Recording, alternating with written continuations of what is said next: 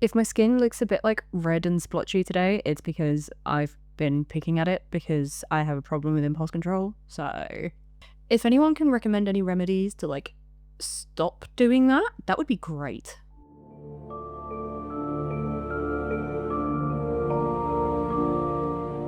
Hi guys, welcome back to my channel. If you are new here, my name is Hazel Jane, and today we are back with another episode of Monsters, Myths and Makeup, which, if you didn't know, is a series that I have where we get to delve into the weird and wonderful world of monsters and myths, whilst I attempt to bring these stories to life through a makeup look inspired by the creatures behind the legends.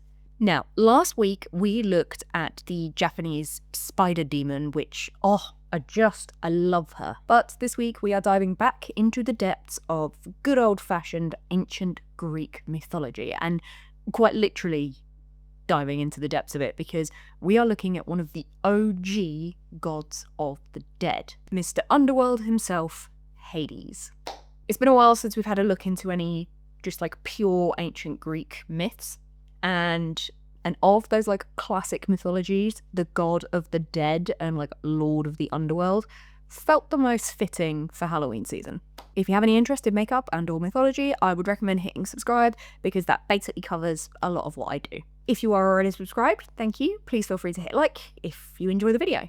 As always as well, big shout out to my Patreons for helping me come up with some of the ideas for these episodes and these looks. I'll leave a link in the description if you want to check it out, get involved with some behind the scenes, early access, sneak previews, etc. But I'm really excited for today's look because the story behind it is, it's so fascinating, it's so cool. Hades is so misunderstood. Before I get too far into it, let me go get like prepped and set up and ready, and then we can start. So get yourself settled in, grab a Red Bull, grab a Monster, grab a seat, and let's go. For those of you who are interested in the makeup side of things, I will leave links to all the products that I use in the description box down below. And as always, I will apologise in advance for any and all errors in pronunciation of words, names, places. A lot of my research goes into fairly ancient history, and it covers various different areas of the planet. Some of the words that I come across are really hard to say. I do always try my best, but please feel free to correct me in the comments if I do get any of them wrong. Now, when they hear Hades, a lot of people will probably think of the character from Disney's Hercules. The fast-talking, fairly sassy villain who's like overall very informal approach to like villainy has made him one of the most popular villains within the Disney universe. And generally speaking, with the idea of him being like a villain, Hades does generally get a bit of a bad rep. So people hear his name and tend to think evil villain, fire, brimstone, army of the dead, that kind of thing. But the actual like Greek mythology of Hades, way more interesting and a lot more nuanced. So let's start with the name, Hades. So in Greek, written as this, he is sometimes referred to as Pluton, but the word itself comes from Hades. I don't know how it's pronounced, I'm sorry. But that root word is believed to mean unseen, or in this case, the unseen one. Which, to be fair, is quite fitting for a god that you wouldn't particularly want to bump into. I did see one suggestion that like the original meaning of his name actually meant the one who presides over meeting up, and that was in reference to sort of the universality of death, i.e. everyone dies and everyone meets up in the afterlife kind of thing. With regards to the Pluton name, that came in like later classical and especially the Hellenistic, I think, that phase. That was around when people started referring to him as Pluton, and it's believed that it was done out of fear for pronouncing his like actual name, again because it was a god that you didn't really want to have anything to do with. Now the word Pluton itself has an interesting and fairly relevant like root word, because the root word for that means wealthy, or in this case it could be related to the wealthy one. And again, it is actually quite relevant to the character of Hades. And it was because of this idea that all the riches of the earth, i.e. fertile crops, gold, silver, other minerals, that kind of thing, all came from underground, or the abode below, which was Hades' realm. Within Roman mythology, Pluton was actually the god who both ruled the underworld and distributed riches from below. And it was basically a mixture of the Greek god Hades and the icon Plutos from the, bear with me, Eleusinian region of Greece. I will 100% need correcting on that one.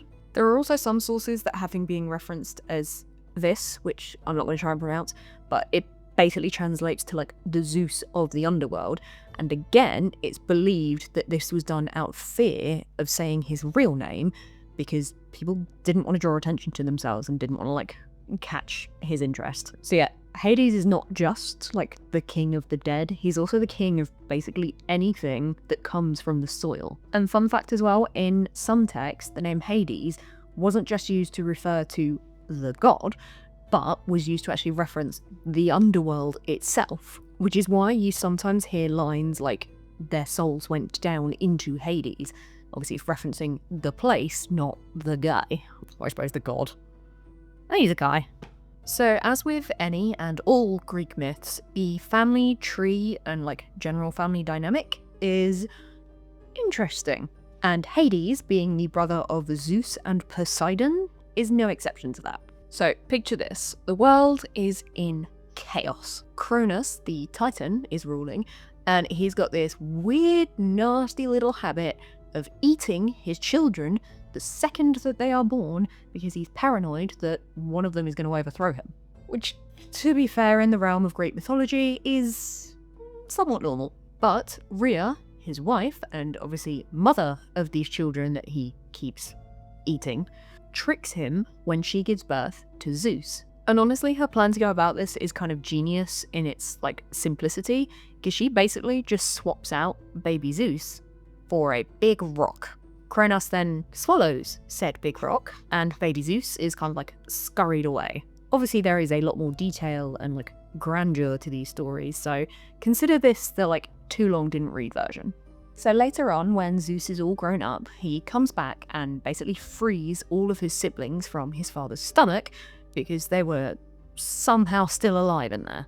And the Olympians then basically go to war against the Titans in what is known as the, please bear with me, Titanomachy?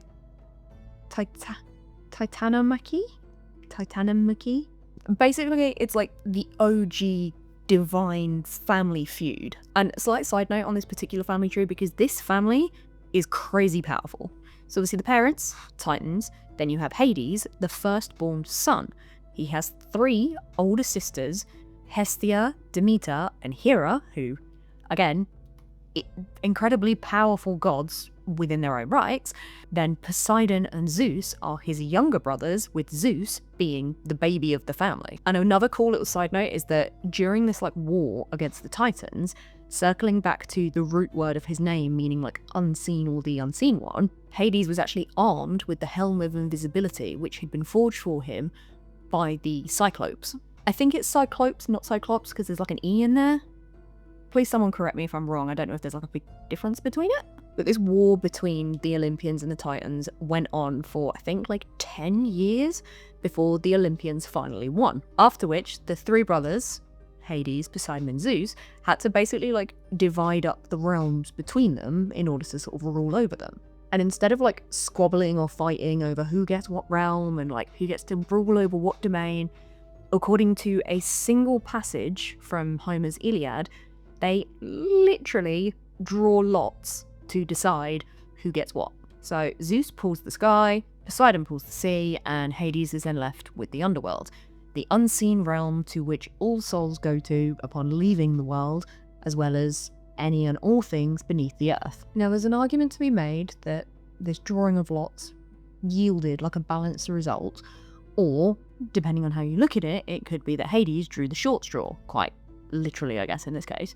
Because from the outside, Hades' realm might seem fairly like dark and gloomy and just not particularly very nice, especially compared to like the sky or the sea, but it is essential.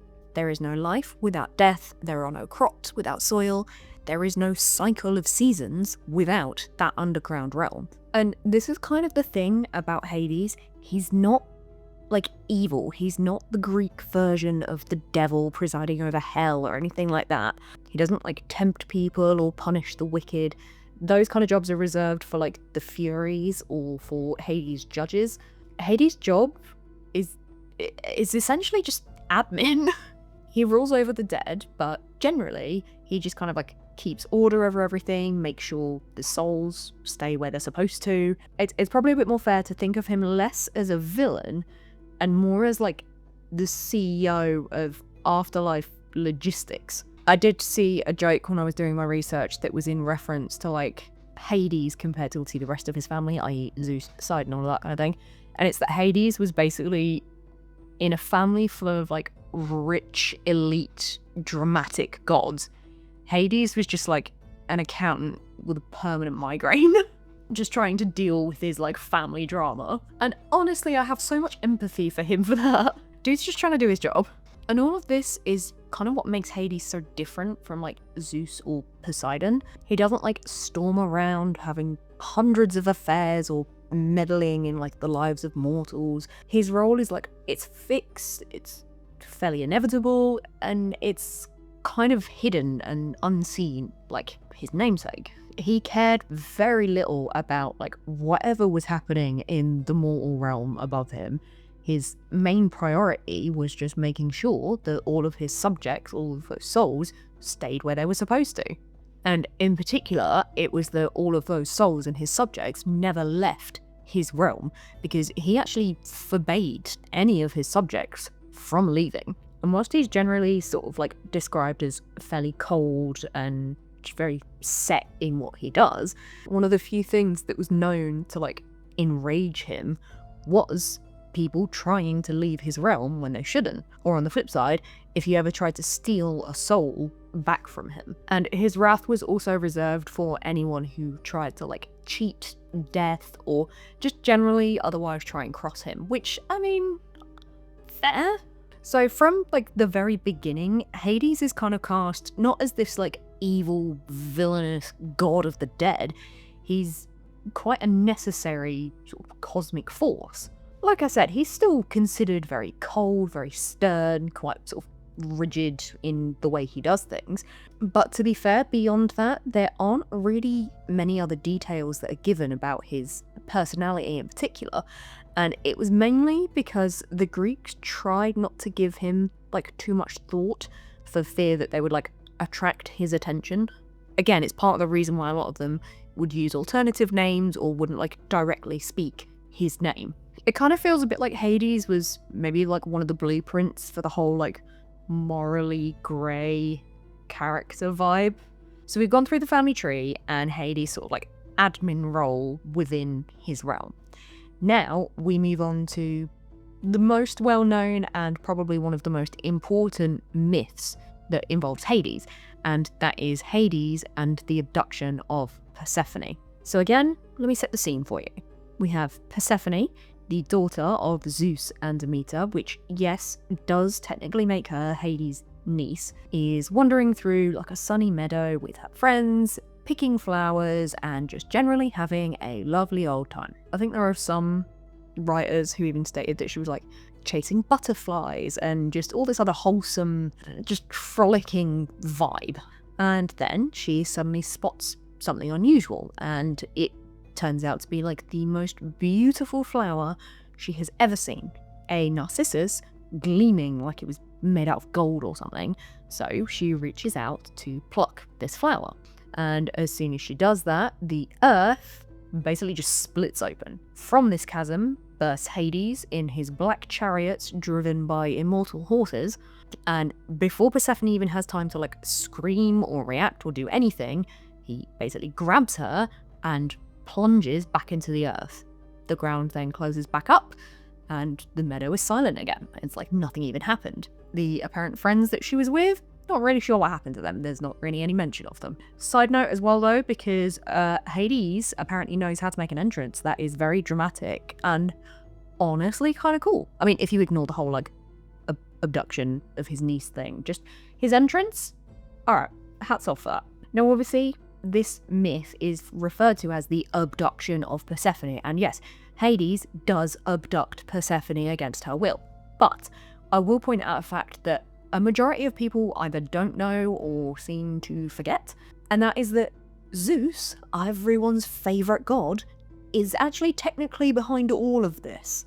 Because he had actually previously struck up like a deal or whatever. He had given Persephone to Hades as a bride, he had offered his daughter up to Hades to be Hades' wife.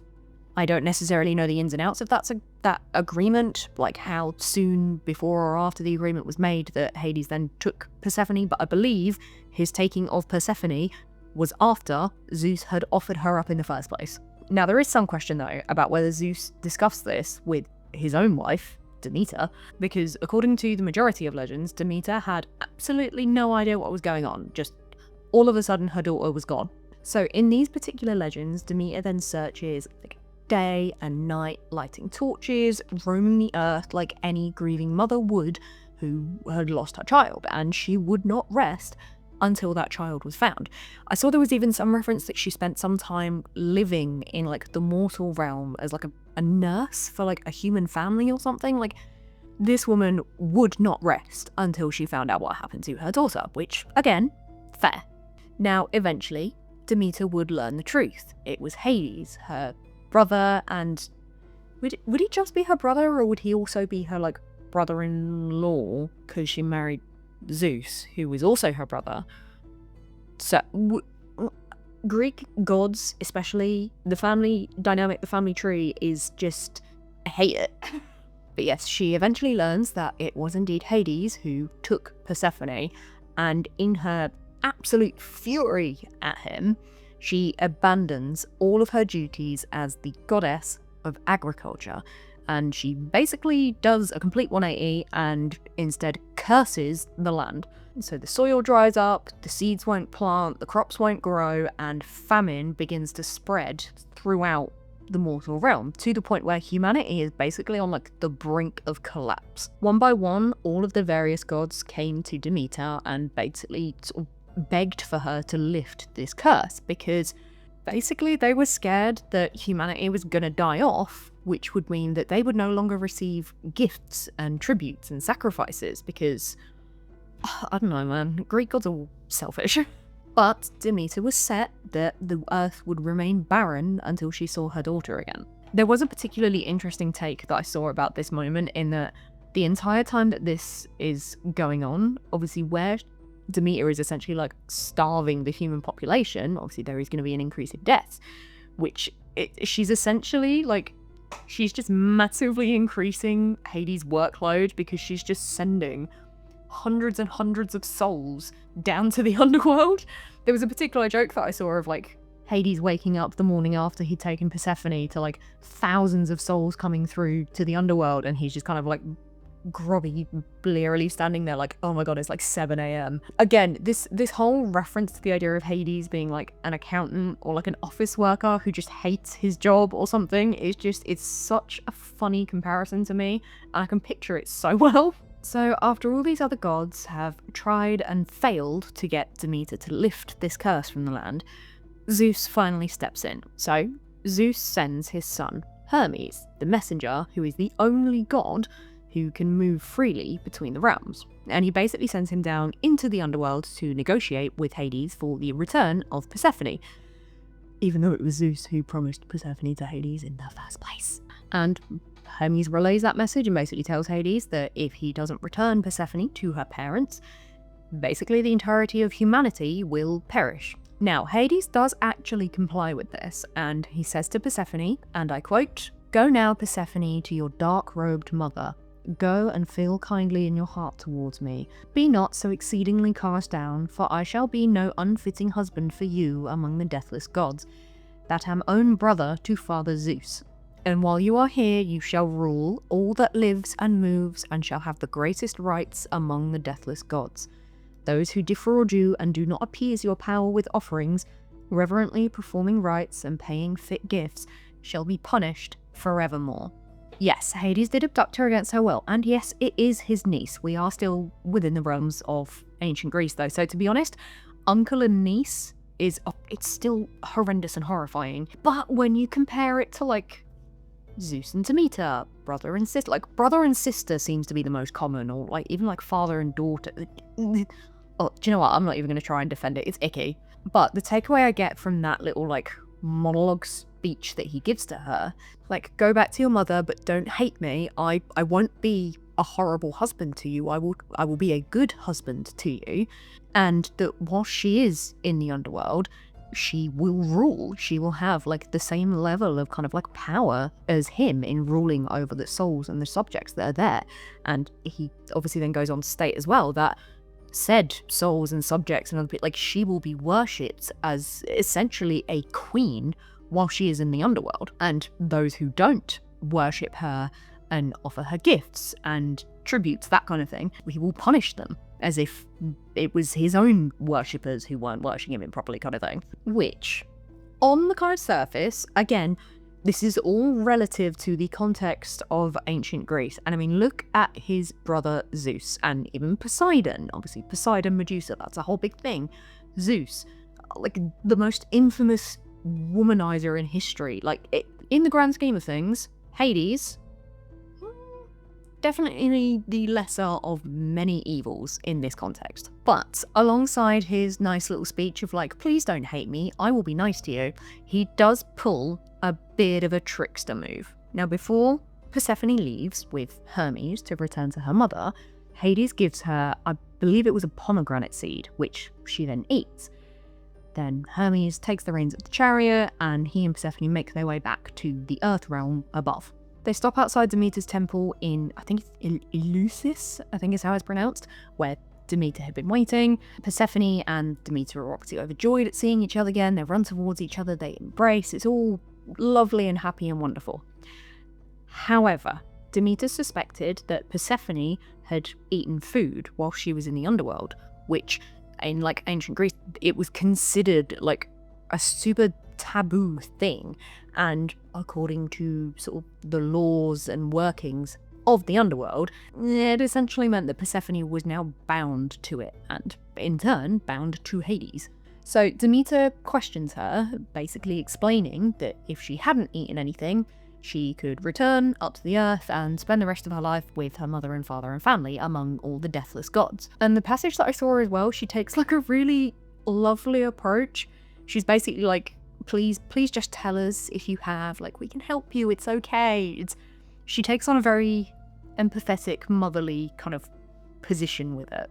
But she also then explains that if Persephone had eaten something while she was in the underworld, it would mean that she was bound to said underworld and would need to spend a third of the seasons in the underworld each year. Now, Persephone does admit that yes, she did eat something, although she actually portrays it that Hades gave her this pomegranate seed but then forced her to eat it, obviously knowing that that would then bind her to him and the underworld.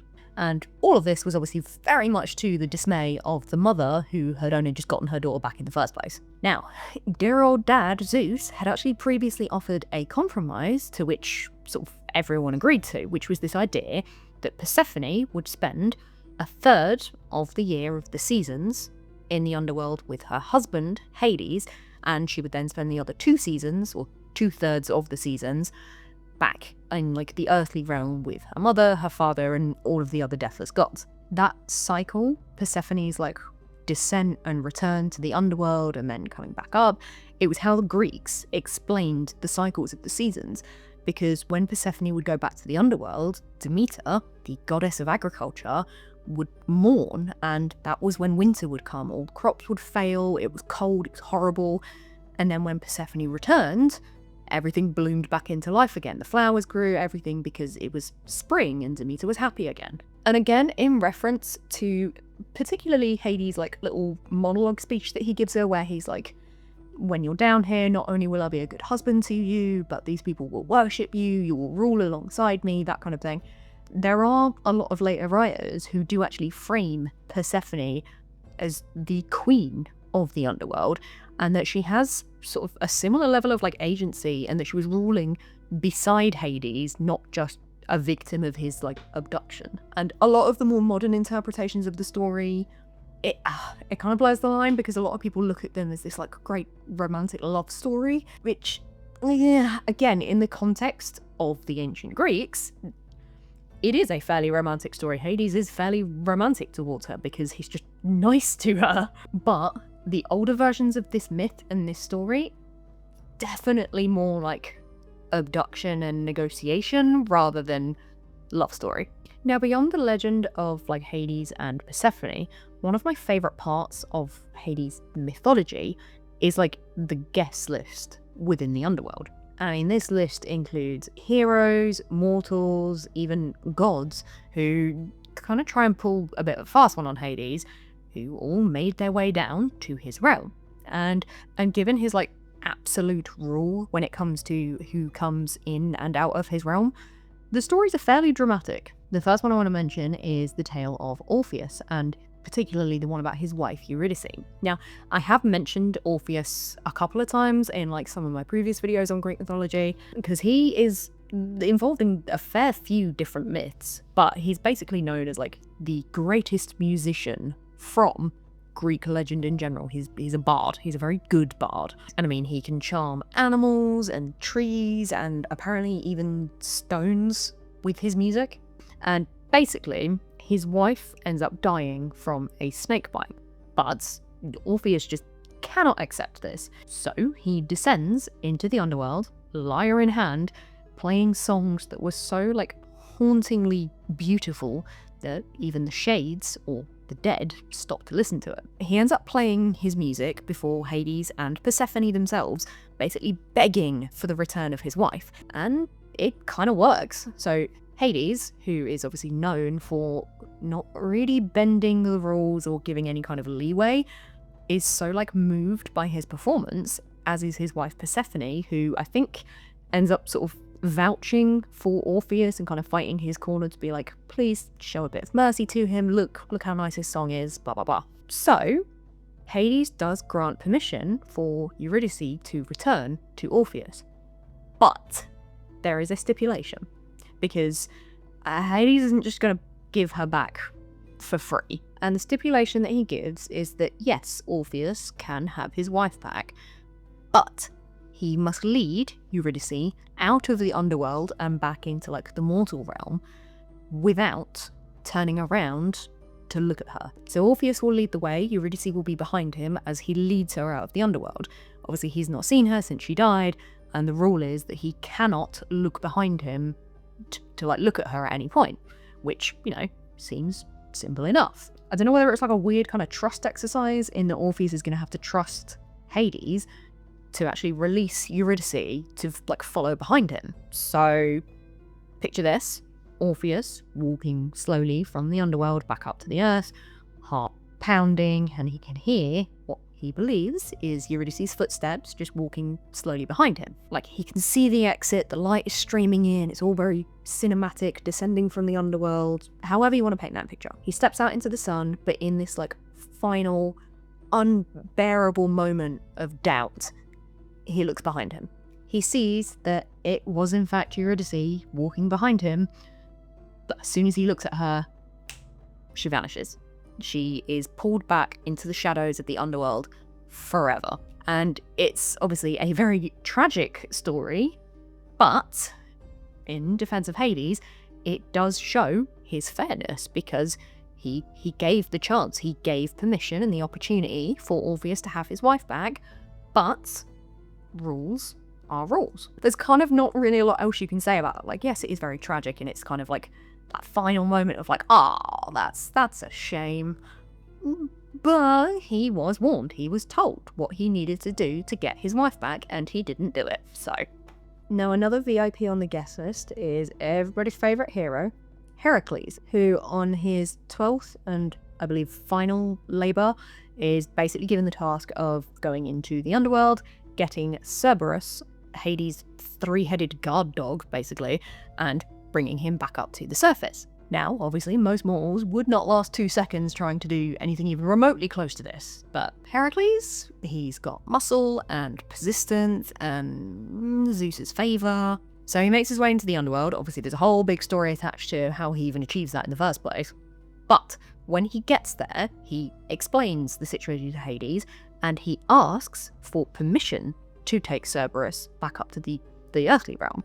And this whole asking permission thing is the key part. So because Heracles just, explained the situation and asked for permission to do this, Hades gave him permission. He wasn't tricked into it, he wasn't overpowered or anything like that. He allowed it. again, with certain stipulations. That being that Heracles had to sort of subdue the dog himself and take him up, but he was not allowed to use any weapons, or basically he wasn't allowed to harm Cerberus in any way. Which again is entirely fair, because it's like, hey, can I like borrow your dog? I've got some people who want to see him. And it's like, sure, just don't hurt him. So Heracles then wrestles Cerberus with his bare hands, manages to subdue the giant dog, drags him up to the surface, and then later returns him safely to Hades in the Underworld. And that's it. That's all that happens. So again, even here, Hades is portrayed as like quite stern but reasonable, which among Greek gods is a very rare trait, because it's not about like cruelty or tricking people or manipulating them. It's about order and, to a certain degree, fairness, you could argue, I guess. Now, there's another story about some more unwelcome guests in the Underworld, and honestly, it's kind of hilarious. So it's about this guy called Theseus and his buddy Pirithous, I think is how it's pronounced. Basically, for whatever reason, they decide that they are going to kidnap the daughters of gods in order to marry them, and specifically the daughters of Zeus. You're already kind of onto a loser there, because it's Zeus. So Theseus decides he's going to go after Helen, as in, yes, that Helen of Troy, although at this point she's just Helen. But Pirithous decides that he wants Persephone. So the two of them just stroll into the Underworld like they're crashing a party, and they demand Persephone as a bride. I don't know, bearing in mind your whole plan is to essentially kidnap this daughter in order to have her for your own bride, to just completely stroll in and then like demand her from Hades? There's a very fine line between bravery and stupidity, and I feel like these two are like leapfrogging over it. But Hades actually knew about their plan before they even got there. He is a god after all, and he is incredibly well versed on the comings and goings of his realm in its entirety. So he kind of plays along with them a little bit. He basically he gives them this sort of fake hospitality. He welcomes them to come in. He sets out this big feast. He's like, oh, come on, it's fine. We'll talk about it. Come sit, take a seat. Now, the second that they sit down, snakes basically just appear and like coil around all of their limbs, strapping them to the chairs. And basically that is their fate. They are bound in these chairs for eternity, or however long Hades decides he wants to keep them. Now, Theseus is eventually rescued by Heracles, and again, some other kind of story. But Pirithous, the one who went after Persephone himself, he stays stuck. Eternal punishment for his arrogance and brazenness in thinking that he could stroll in and take away Hades' bride. Although there are some versions of that story that end with Pirithous actually being killed by Cerberus. Whether that is on Hades' order or Cerberus just wanted a little snack, I don't know. There are, of course, many other tales and myths and stories that involve Hades and like people going into and out of the underworld in general. But these ones in particular kind of all underline Hades' role as a ruler, and especially sort of the way he does rule. So he's very consistent throughout all of these stories. Like, he is strict and fairly immovable, but he's not unreasonable or malicious. If you respect his laws, his realm, his role, you could potentially survive your visit. But if you don't, or you go against him, or you don't follow the rules, yeah, then you're probably going to regret it.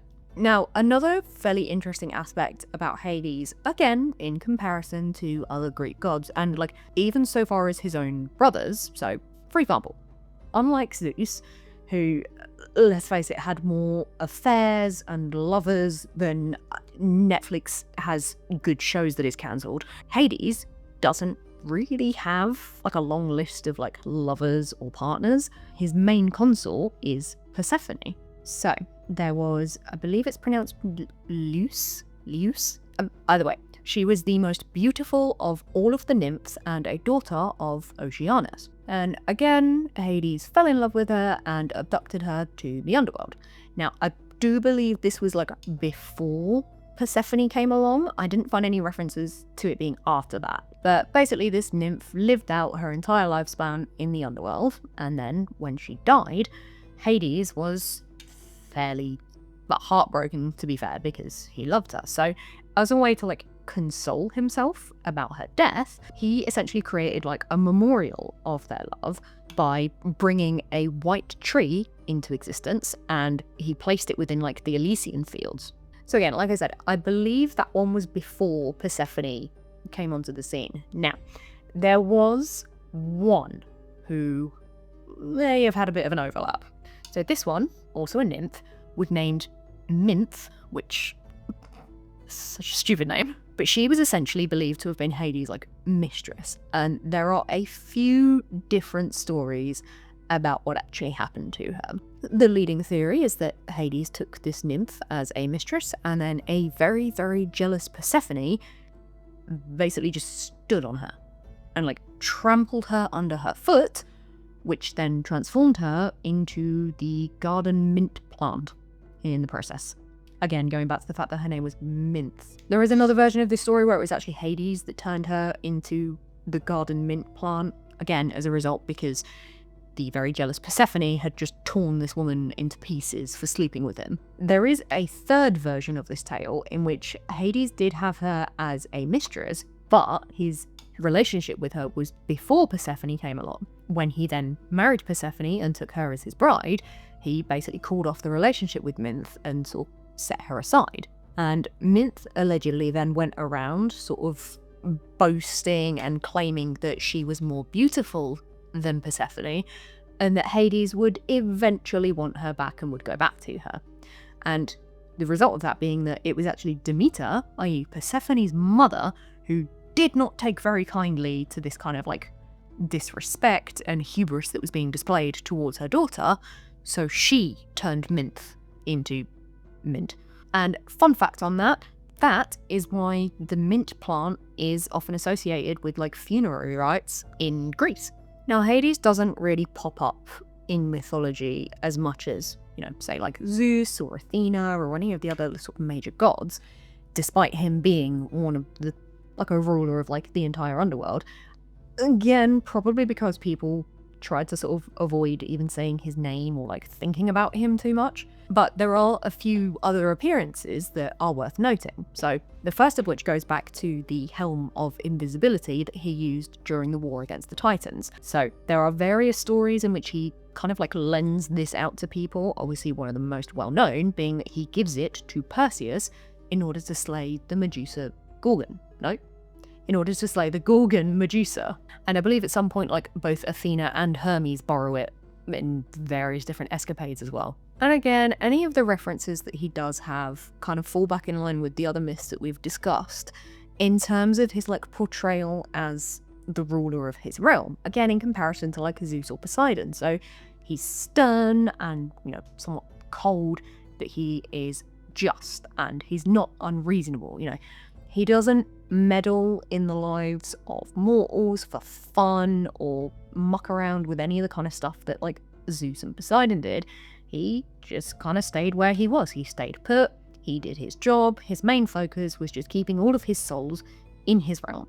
Again, going back to like the Iliad, sort of generally speaking, Homer's set of works, like Hades himself doesn't really appear much. Any references to him are more specifically to do with like his realm and just the underworld itself. So overall, he's not this like flashy, arrogant, look at me, I'm so powerful kind of god. Cough cough for Zeus. But on the rare occasions that he does show up or does get involved, they are fairly pivotal moments. And again, unlike the other gods, Hades wasn't really openly like worshipped or revered as much as they were. Again, mainly because fear that like people were just scared of him. Shrines and like sacrifices and stuff towards him were incredibly rare because it felt really dangerous to try and call on him. And instead, his name would just generally be avoided, and any sort of like offerings to him were like indirect offerings. So drinks being poured into like pits or holes in the earth as like honoring for like, they were like drinks for the dead who obviously were within Hades' realm. But there were some sort of like mystery cults that were associated with like Hades and Persephone kind of together. Something known as the Eleusinian Mysteries, I think is how it's pronounced, and it was basically linked to this like underworld myth cycle. And these sort of like cults, these mysteries were like highly influential and essentially kind of like promised their initiates something better in the afterlife. So they were very much more like culty rather than just worshipy. So Hades was like acknowledged and respected in his position as a god, as a ruler, but he was not adored in the same way as like Apollo or Athena. Now, if you look at the realm of Hades, i.e. the underworld, it's divided into like regions, one of which I think I've mentioned in a previous video.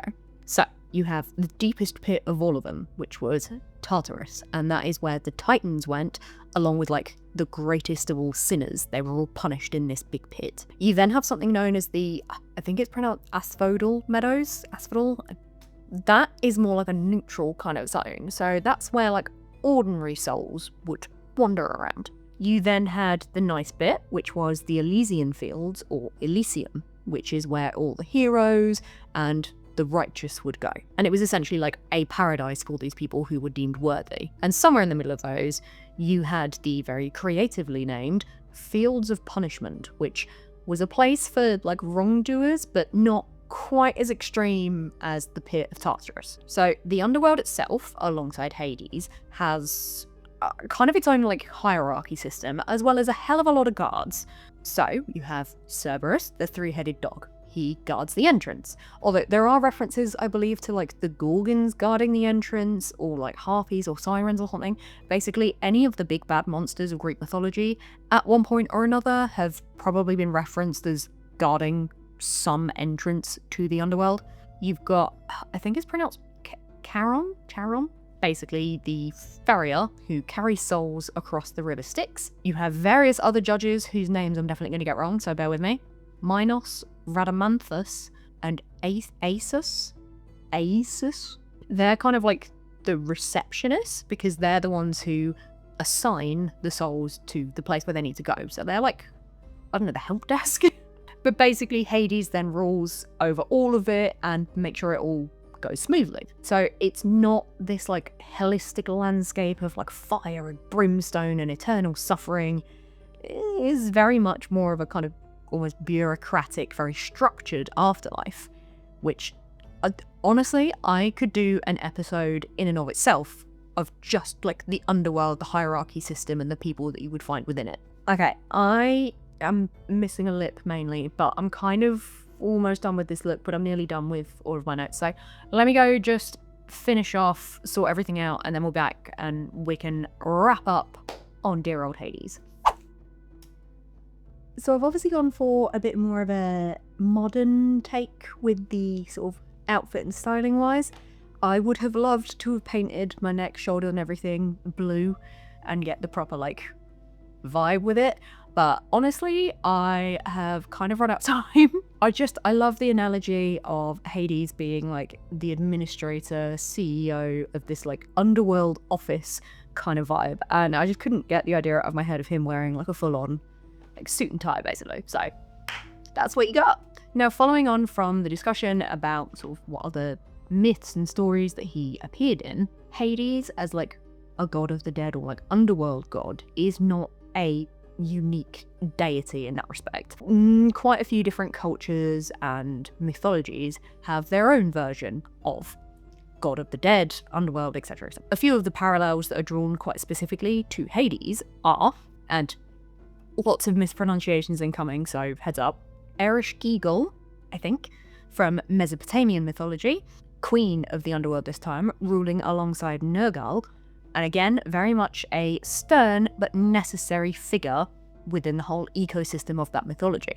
Osiris from ancient Egypt, again, god of the dead and resurrection, so a little bit more like benevolent and regenerative than Hades, because obviously residing over resurrection, not just death. From Hindu and Buddhist traditions, you have Yama, who was the king of death. He was also like the judge of the dead, so he would determine where their souls would go, and he apparently rides around on like a buffalo, which, yes, I mean, alongside title of like King of Death, that it all adds up to be fairly metal, if I'm honest.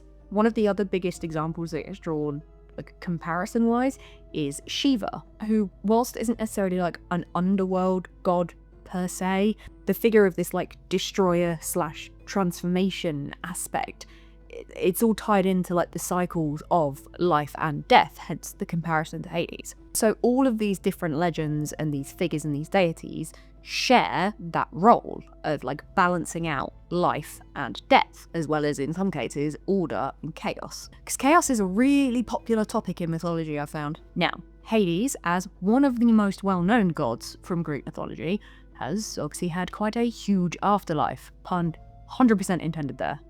I'm really proud of that one, can you tell?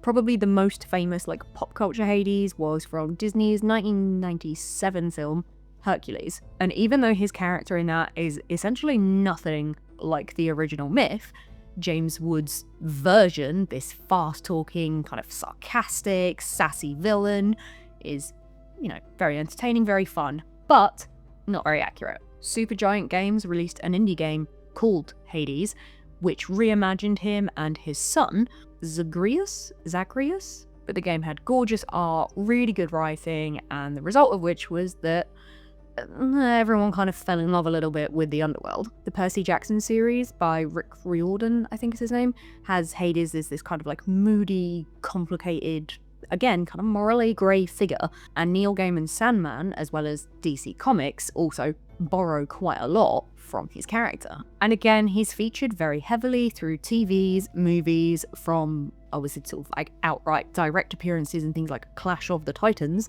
which is all about Greek mythology and the Titans, etc. His position as like god of death is referenced and utilized and referred to just so much. But what is interesting is that a lot of modern sort of versions or portrayals of him do really lean into this like villainous, evil, bad guy vibe, even though the original myths portray him as strict but fair. It could be argued that this sort of like portrayal and twisting of his character says quite a lot about how like we today projects our fears about sort of death and the afterlife into these stories and characters that we create. But that is Hades, not a devil, but not a hero, just a guy, a god, doing his job, keeping souls and the balance of life and death in check. I mean, this is still kind of a brief overview of Hades and his mythology in general, because being one of the most prominent gods within Greek mythology, there is just a crazy amount of information and references to him. But you can't really argue the fact that Hades did have a huge impact on ancient Greece, both in terms of their stories, their beliefs, the way they viewed life and death, even like agriculture, justice, going from the abduction of Persephone through to his journeys helping different heroes. He is incredibly intertwined with so many Greek myths that subsequently shaped how they behaved and perceived a lot of things in the world. Just look at the fact that the abduction of Persephone was essentially the explanation for why we had the seasons. But yeah, what do we think? Is he more on the villainous side? Is he the classic misunderstood black sheep of the family? I see him somewhere kind of like in between. Like, he's not a bad guy. He's not a villain. He is potentially morally grey in some areas. But yeah, I think he's just trying to do his best to sort of keep his head down, get his job done, like ignoring all the drama with his family and all the stuff that's going on up there. He's staying in his lane. He's content with where he is, and I respect that. I'd love to know what you guys think about Hades, the story, everything about that. So let me know what you guys think of the lore. Let me know what you guys think of the look. This is definitely going to stay in. Huge shout out to my patrons, as always, for helping to support my channel and sort of helping me shape the kind of content that you see, these videos, the looks, just everything. It means the absolute world to me. Again, if you want to get involved in that, links in the description down below. Don't forget to follow me on all my other social medias, Instagram, TikTok, Spotify, and Patreon as well. I need to go and wash all this off very quickly because I need to go and do the school run soon, so that's going to be fun. But other than all that, I hope you will have a fabulous day. I love and appreciate all of you so much. And I will see you all in the next one. Bye.